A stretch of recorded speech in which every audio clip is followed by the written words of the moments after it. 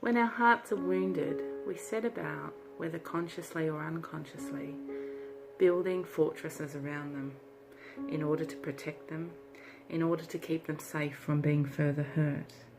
But when we do this, we lose some of the essence of who we are. We lose our capacity to love fully and also to receive love fully. We start to become, I guess in some ways, poisoned by the woundedness and the infection within the wounds.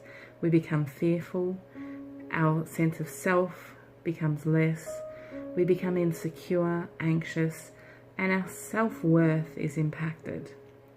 If you're a sensitive soul, you know these wounds all too well. You know how much effort sometimes it takes to build the brick fortresses around our hearts in an attempt to keep them safe. But what if this was counterintuitive? What if the very thing that would heal your wounds was the very thing you're trying to prevent? And that is the feeling of being vulnerable, the feeling of being exposed and allowing those wounds to be seen. We all have wounds. The choice is, though, do we see the wounds for what they are? And that is simply lessons in life on which we can draw on, and they give us great power and great insight and great strength moving forward if we view and tend to them the right way. I'd like to invite you to join me on the 4-week online Healing Your Wounded Heart course. We'll look at releasing the trauma and pain from the scars in your heart. We'll look at understanding the lessons that each of those scars represent.